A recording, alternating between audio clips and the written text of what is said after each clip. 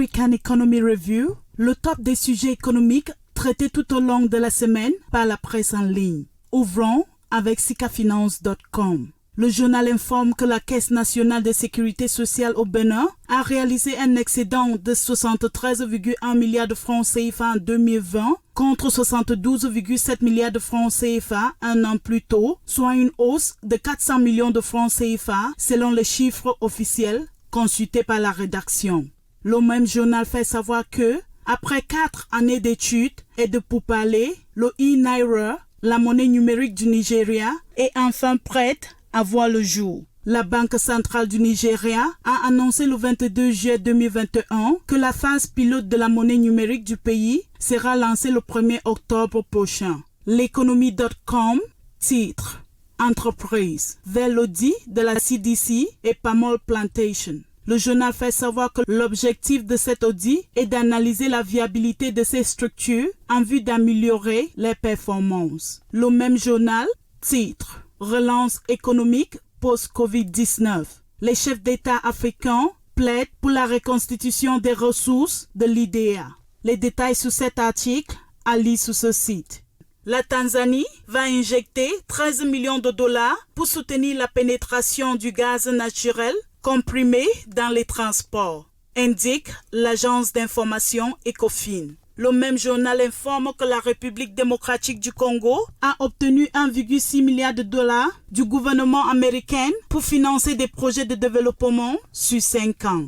Le consortium Gola et Perenco envisage porter la production du gaz naturel à 1,4 million de tonnes en 2022. Titre Ecomatin.com. Le journal indique qu'en 2022, la production du gaz naturel liquéfié va passer du simple au double. Investi au Cameroun, titre Télécom. Le Cameroun et le Gabon, désormais interconnectés par un réseau de fibres optiques long de 22 km. Les détails à lire sur ce site.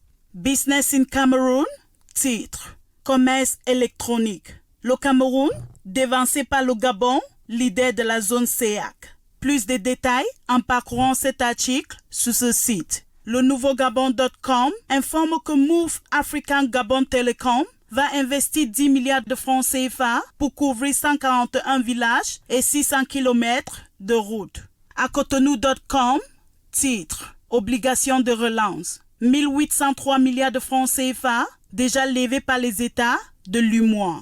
Plus d'informations à lire sur ce site. Abidjan.net, titre Lutte contre la vie chère. Le ministère du Commerce de la Côte d'Ivoire au créneau pour l'exécution des mesures prises par le gouvernement. Les détails en parcourant cet article sur ce site. Concluons cette revue de presse économique africaine en Tunisie. L'économiste maghrébin écrit Tunisair, baisse des revenus de 29,3% et des passagers de 40% durant le premier semestre 2021. Le journal indique que les revenus du transport de la compagnie aérienne Tunisair durant le premier semestre 2021 pour se situer au niveau de 183 millions de dinars. Pour avoir plus d'informations sur l'actualité économique africaine, abonnez-vous sur nos différentes pages à l'adresse L'Economie News.